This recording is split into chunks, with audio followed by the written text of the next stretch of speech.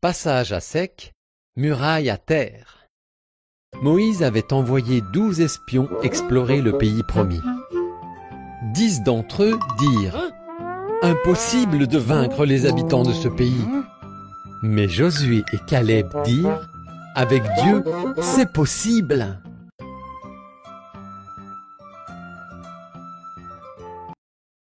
Effrayé, le peuple préféra croire les 10 espions. Dieu dit « À cause de cela, seuls Josué, Caleb et vos enfants entreront dans le pays promis. » Après 40 ans dans le désert, ce moment arriva enfin.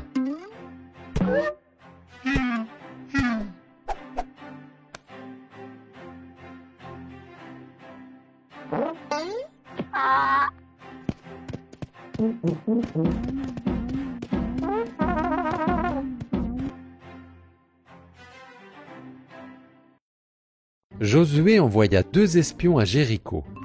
Ils rencontrèrent là-bas une femme appelée Rahab, qui les cacha et les aida à s'échapper par la muraille. Ils lui promirent alors de l'épargner avec sa famille. Les Israélites traversèrent le Jourdain. Les sacrificateurs passèrent en premier avec l'arche de l'Alliance. Quand leurs pieds touchèrent le fleuve, l'eau s'arrêta. Tout le monde put passer à sec. Devant Jéricho, Dieu dit à Josué « Pendant 6 jours, faites le tour de la ville, 1 fois par jour. Le 7e jour, vous ferez 7 tours. Sonnez des trompettes, criez, les murailles s'écrouleront. » Josué fit confiance à Dieu. Il obéit et les murailles s'écroulèrent. Les Israélites détruisirent la ville, mais Rahab fut sauvée. C'est ainsi que commença la conquête du pays promis.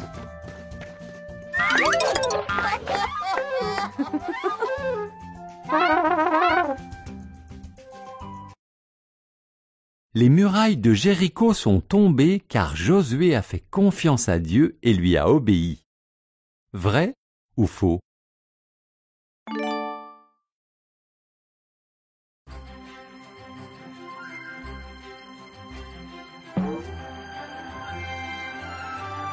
Une histoire de cheveux. Les Israélites désobéirent encore à Dieu. Alors, il laissa les Philistins dominer sur eux. 40 ans plus tard, Dieu choisit un homme pour les libérer. Il s'appelait Samson.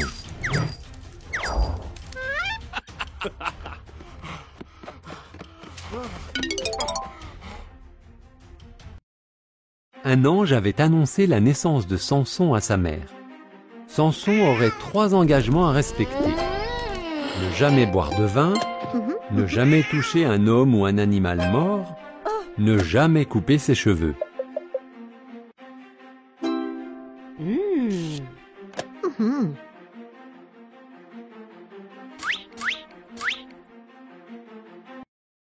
Dieu rendit Samson très fort. Un jour, il tua un lion. Des abeilles firent du miel dans sa carcasse. Plus tard, Samson avait faim. Alors il mangea de ce miel. En touchant le lion mort, il désobéit à Dieu. Samson tomba amoureux d'une femme appelée Dalila. Les Philistins lui promirent beaucoup d'argent pour découvrir d'où venait la force de Samson. Elle n'arrêtait donc pas de lui poser la question.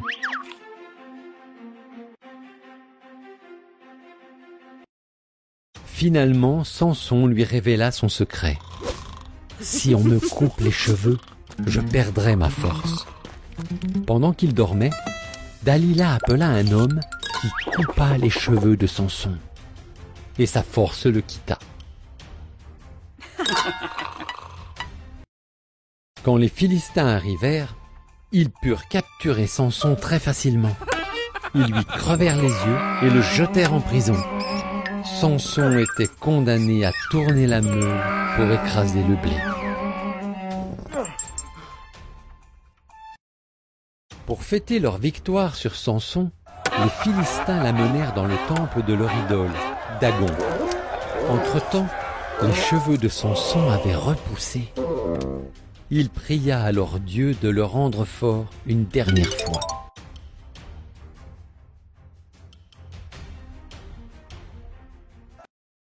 Samson s'appuya sur 2 colonnes et poussa de toutes ses forces. Le temple s'écroula, tuant Samson et tous les Philistins. Samson n'avait pas respecté ses engagements, mais Dieu délivra quand même son peuple.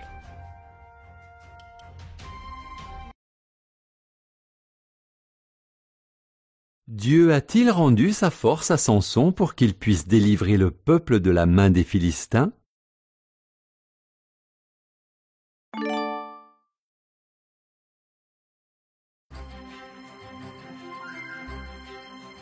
Où tu iras, j'irai. Pour échapper à une grande famine, Élimélec, Naomi et leurs 2 fils quittèrent Israël pour Moab. Les fils épousèrent des femmes du pays, Orpa et Ruth. Élimélec mourut, et ses fils aussi.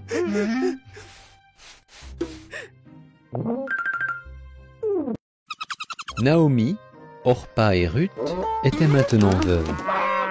Quand la famine en Israël fut finie, Naomi décida de rentrer. « Restez à Moab, dit-elle à ses belles-filles. C'est votre pays. »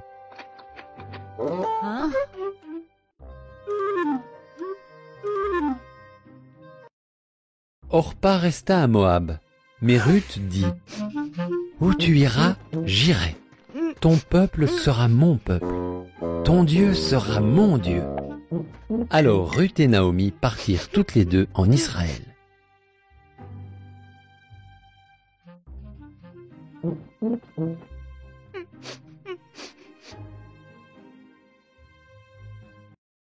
C'était le temps de la moisson. Naomi envoya Ruth dans un champ pour ramasser quelques épis de blé.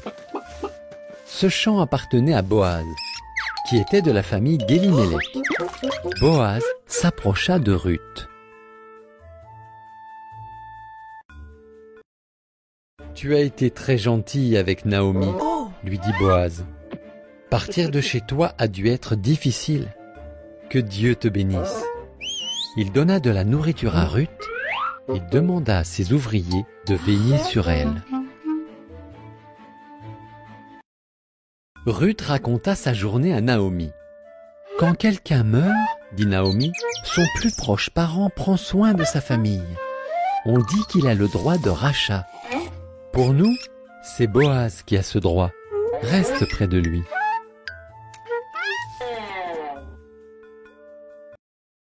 Alors, Ruth resta près de Boaz.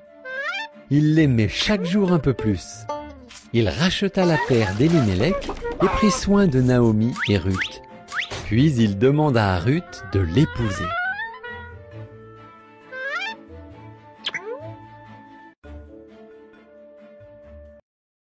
Ruth eut un fils appelé Obed, qui eut un fils, Isaïe, qui eut à son tour un fils, David, le plus grand roi d'Israël.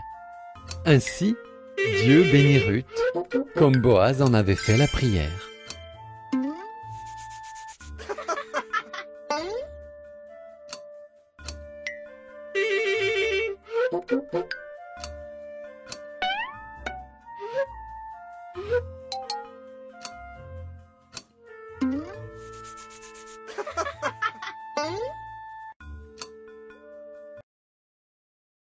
David, le plus grand roi d'Israël, était l'arrière-petit-fils de Ruth. Vrai ou faux?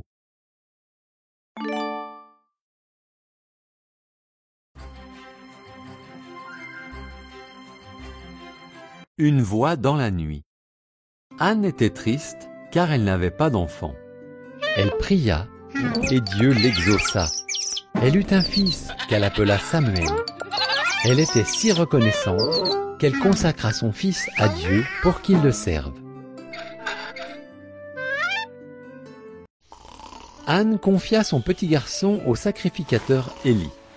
Samuel aidait le vieil homme qui était aveugle. Il dormait dans le tabernacle pendant qu'Élie dormait dans une pièce à côté.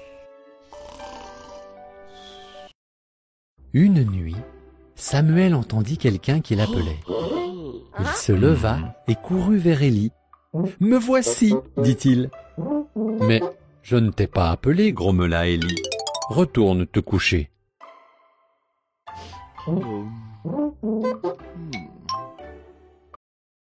Samuel se glissa dans son lit.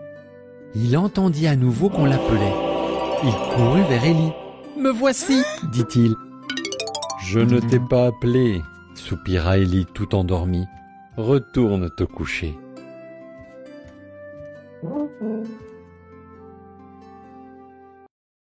Quand Samuel revint une troisième fois, Élie comprit que c'était Dieu qui appelait Samuel. « S'il t'appelle encore, tu lui diras, parle Seigneur, car ton serviteur écoute. » Samuel obéit. Dieu expliqua alors à Samuel qu'il l'avait choisi pour être son prophète et transmettre fidèlement ses paroles au peuple. Samuel accepta, et c'est ce qu'il fit toute sa vie. Dieu a-t-il demandé à Samuel d'être son prophète et de transmettre ses paroles au peuple?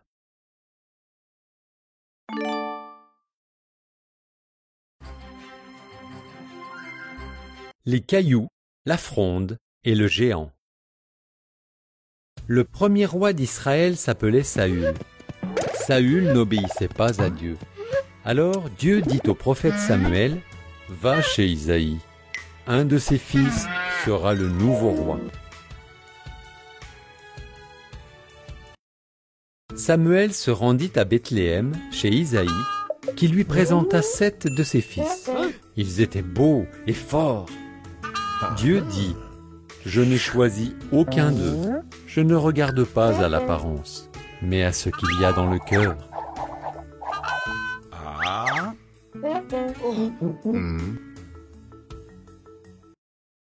Alors, Isaïe envoya chercher son plus jeune fils, David, qui était dans les champs en train de garder les moutons. Samuel le regarda, et Dieu dit, « C'est lui. » Et David fut oint comme nouveau roi. Israël était en guerre avec les Philistins. Un géant, nommé Goliath, lança un défi aux Israélites. « Choisissez votre meilleur guerrier et qu'il se batte avec moi. » Les soldats étaient terrorisés. Qui Dieu a-t-il choisi pour devenir le nouveau roi d'Israël? David était venu apporter de la nourriture à ses frères, qui étaient soldats. Il entendit les paroles de Goliath. « Comment ose-t-il défier l'armée de Dieu ?» demanda-t-il. « Moi, je me battrai. »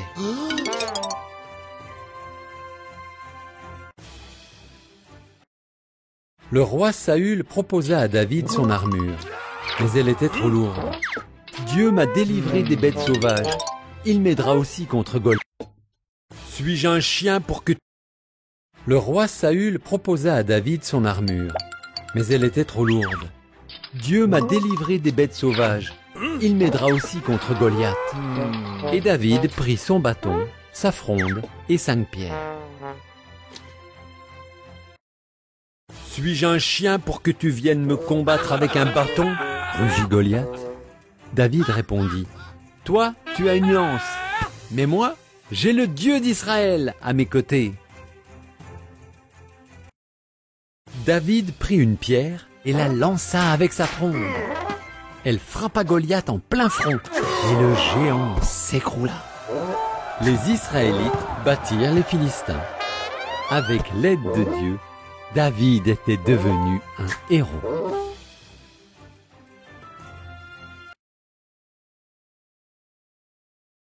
Dieu a aidé David à tuer le géant Goliath avec une fronde et 5 pierres. Vrai ou faux?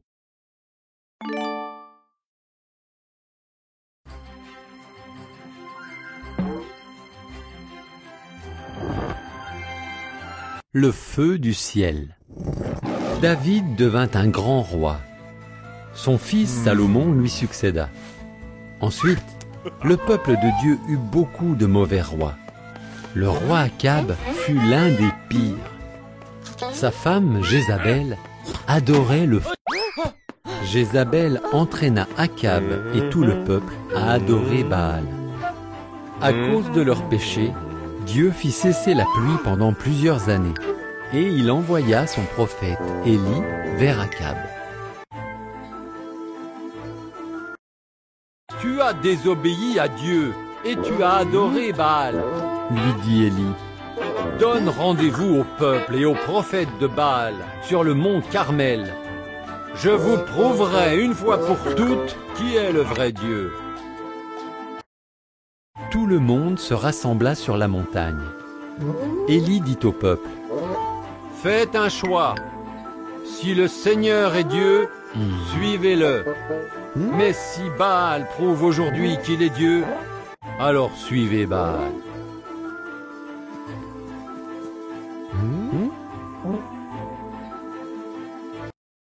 Que les prophètes de Baal tuent un taureau, le placent sur l'autel et prient.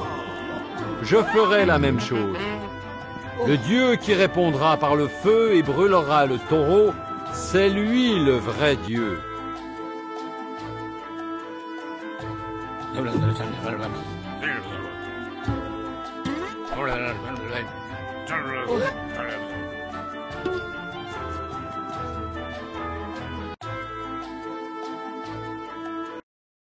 Ce fut d'abord le tour des prophètes de Baal.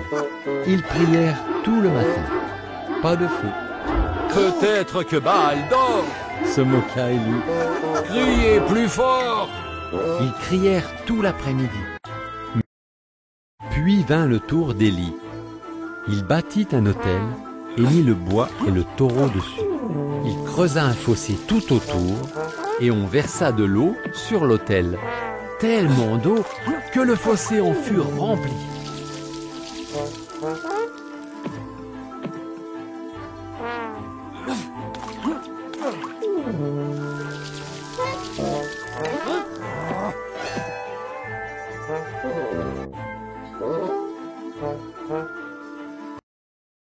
Puis Élie pria. Aussitôt, le feu descendit du ciel et brûla tout, le taureau, le bois, les pierres et l'eau. En voyant cela, le peuple se prosterna et cria: « C'est le Seigneur qui est Dieu !»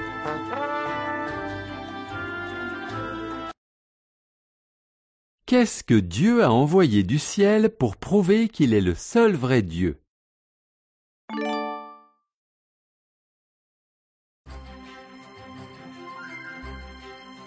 Sauver des crocs.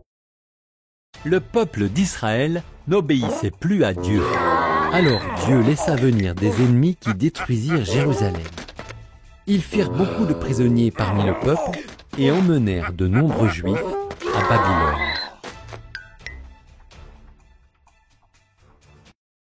Daniel était l'un de ces Juifs déportés à Babylone. Il n'avait pas oublié Dieu et le priait 3 fois par jour. Dieu bénit Daniel et il devint un dirigeant très respecté au service du roi.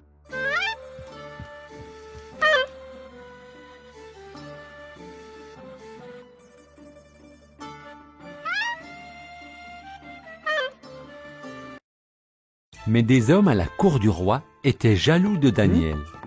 Ils proposèrent une loi interdisant de prier quelqu'un d'autre que le roi Darius.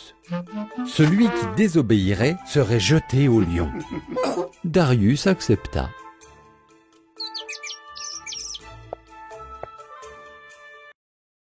Comme Daniel priait Dieu, on l'arrêta.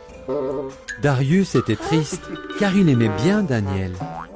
On avait trompé le roi avec cette loi et il était maintenant obligé de l'appliquer. Daniel fut donc jeté au lion.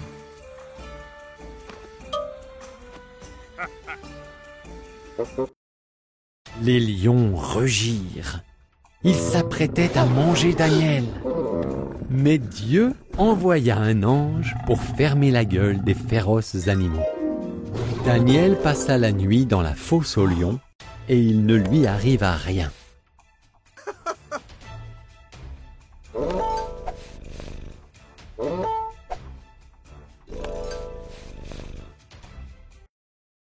Le lendemain matin, à l'aube, le roi Darius fut très heureux de découvrir Daniel encore en vie. « Dieu a envoyé un ange pour me sauver », lui dit Daniel, et on fit sortir Daniel de la fosse aux lions.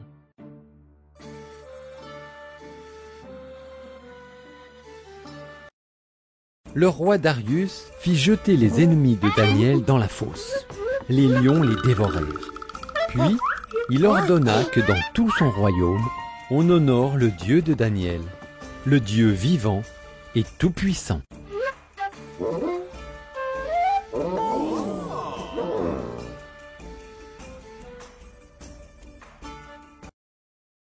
De quel animal féroce l'ange de Dieu protégea-t-il Daniel dans la fosse?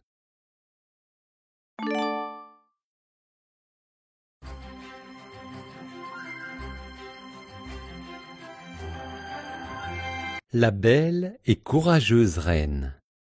Esther était reine de Perse. Elle avait un secret que même son mari, le roi Assuérus, ne connaissait pas. Elle était juive. L'oncle d'Esther, Mardoché, travaillait au palais et veillait sur elle.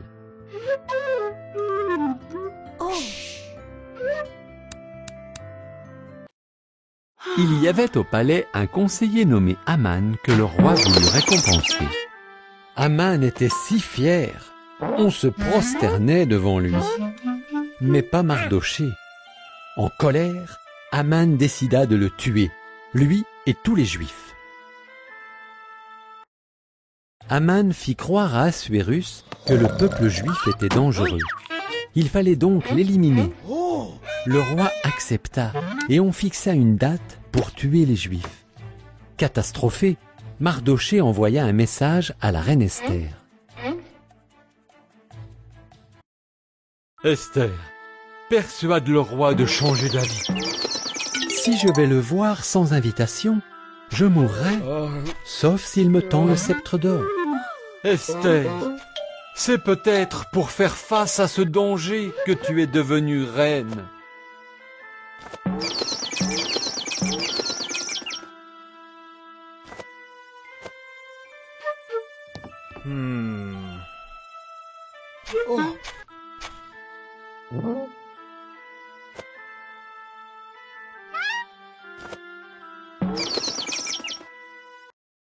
La courageuse Esther accepta.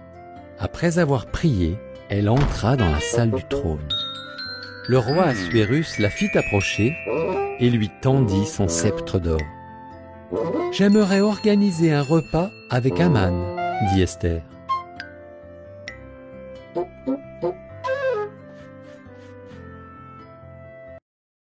Aman était en train de faire construire une potence pour y pendre Mardoché quand il reçut l'invitation du roi. Il se rendit alors au palais pour le repas.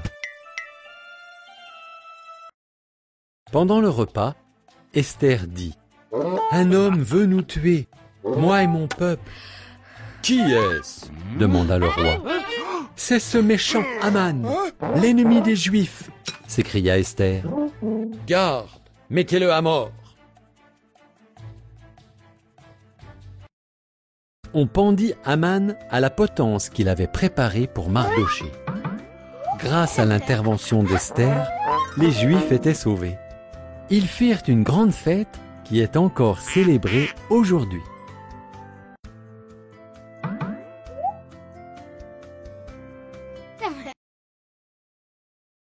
Dieu a permis qu'Esther soit reine à cette époque pour sauver le peuple juif de la mort. Vrai ou faux? Dieu a permis qu'Esther soit reine à cette époque pour sauver le peuple juif de la mort. Vrai ou faux? Haut les murs. Néhémie était un juif au service d'Artaxercès, roi de Perse. Il était échanson du roi. Il apprit que Jérusalem était en ruine et que les Juifs là-bas souffraient. Très triste, il pria Dieu de les aider. Dieu donna à Néhémie le courage de faire une demande spéciale au roi. Aller à Jérusalem pour aider à reconstruire la muraille. Le roi accepta et Néhémie partit pour Jérusalem.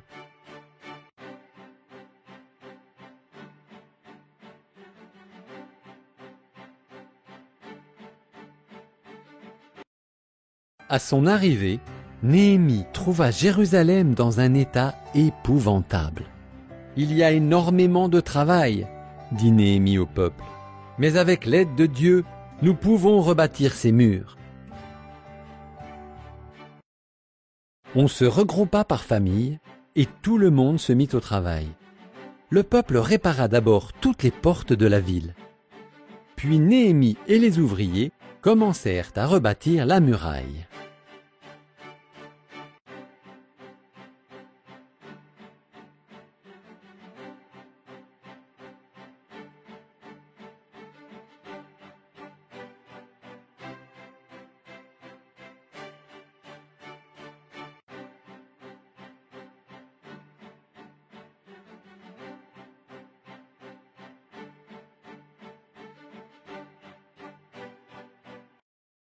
Au début, les ennemis des Juifs se moquaient du chantier. Mais comme la reconstruction avançait bien, ils voulurent les attaquer. Les Juifs travaillaient donc un outil dans une main et une épée dans l'autre.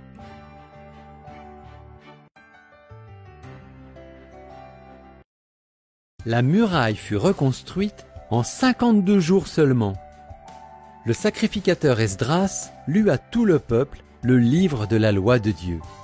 Les Juifs promirent d'obéir et louèrent Dieu, car il les avait protégés. Une fois la muraille terminée,